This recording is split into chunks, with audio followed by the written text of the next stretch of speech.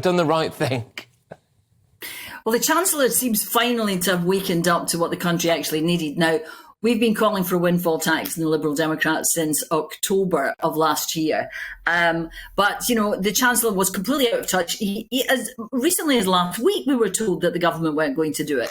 But finally now they have realised that this is what the country needs. But he does need to do more. He still hasn't cut VAT from 20 to 17.5%, which we are calling for, which would make a huge difference to families and pensioners up and down the country who are struggling with the cost of living crisis, which is unlike anything we've seen for 50 years.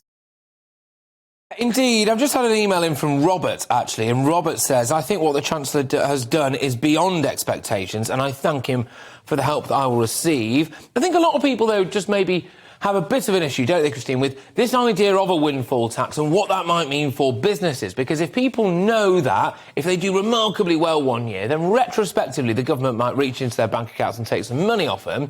They might not come here in the first place.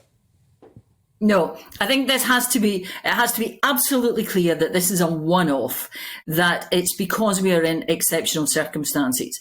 We have always said that as Liberal Democrats, that it would be a one-off. And, you know, actually, the Conservatives have done it before, but you know, I can't remember the exact dates, but I think we have to be clear that this is short term, that the aim is not to wait and see how businesses do and then tax them retrospectively.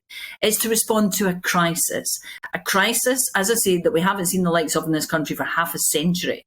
And, you know, people do need help and support at the moment.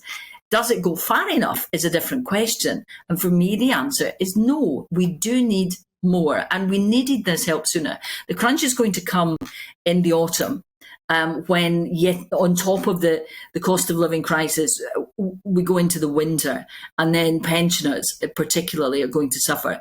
And one of the other things which I'm concerned about is the fact that we need to ensure that the triple lock, if it's reinstated, if we get it back, that we keep it there, and that we bring pensions constantly into line with inflation, and that we don't allow pensions to fall further behind.